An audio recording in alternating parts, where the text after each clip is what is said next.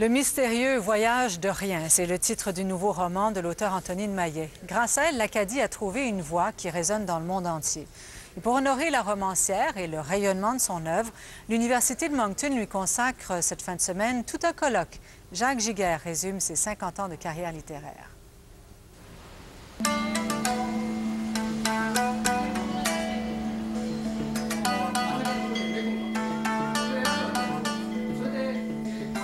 Cette classe de l'université Gaikōge de Tokyo, au Japon, découvre l'histoire de l'Acadie. L'histoire d'Acadie qui est très intéressante. Elle contient beaucoup d'événements pittoresques et dramatiques, dont le grand dérangement et l'événement marquant.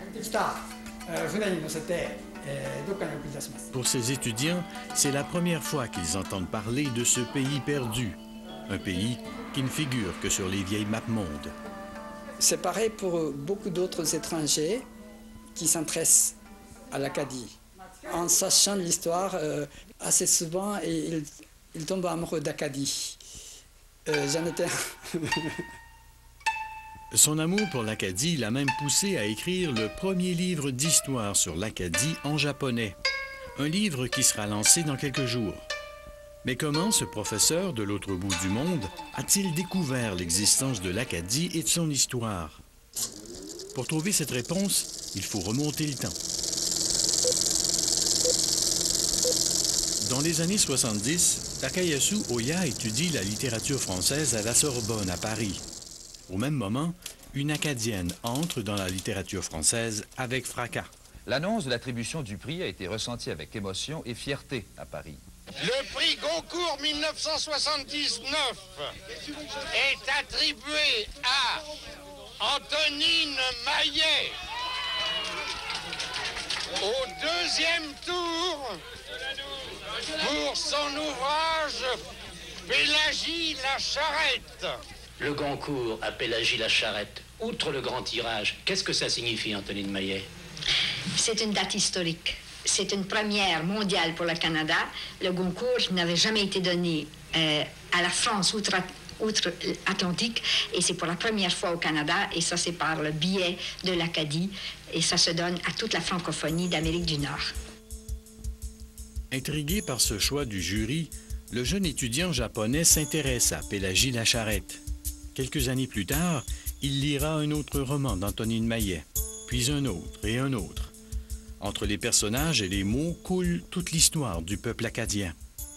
Takayasu Oya étudie en profondeur les romans. Il devient même l'un des spécialistes mondiaux de l'œuvre d'Antonine Maillet, un auteur qu'il traite avec respect. Je traite Antonine Maillet comme les autres écrivains, comme Stendhal, Balzac, Flaubert, en Amérique, William Faulkner, enfin, c'est pareil pour moi. Si le monde découvre Antonine Maillet en 1979, il y a longtemps que l'auteur est reconnu chez elle en Acadie. Les Acadiens en général, qui étaient des conteurs, radoteux, placoteux, projeteux, appelle ça ce que tu veux.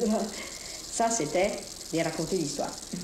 Alors là-dessus, je suis tout à fait digne de mes ancêtres. J'aime raconter des histoires. Fille de la mer et de la terre, elle écrit ses romans et ses pièces de théâtre ici, dans sa résidence d'été. Une résidence aux allures de phare, comme un guide pour ses personnages, venus du fond de son âme. Depuis son premier roman, Pointe-aux-Coques, paru en 1958, Antonine Maillet publie des dizaines de romans et des pièces de théâtre. Mais surtout, elle sera la première à écrire un livre dans la langue de son pays. La Sagouine, ce personnage plus vrai que nature, parle une langue que tout le monde connaît. J'ai dit à Gapi, c'est malade riche, puis c'est malade pauvre. C'est pas la même maladie. L'arrivée de la Sagouine sur les planches du Rideau Vert à Montréal et à la télévision de Radio-Canada propulse l'Acadie dans l'imaginaire collectif. Enfin, quelqu'un dit tout fort ce que les gens pensent tout bas. Il leur a dit de manger de la marde. Il n'y a pas grand manière, Gapi. C'est une femme qui ne trahit pas son âme, qui ne vend pas son identité, dans ce sens. Même si elle est à genoux, elle n'est pas à plat ventre. La Sagouine et Pélagie la Charrette sont sans doute les œuvres les plus connues d'Antonine Maillet. Mais pour Takayasu Oya, le meilleur roman de l'auteur est passé presque inaperçu aux yeux du public.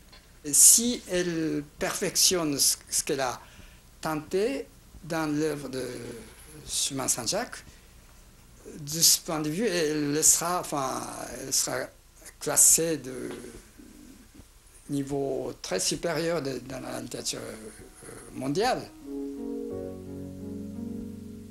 À 79 ans, l'imaginaire d'Antonine Maillet est toujours aussi florissant.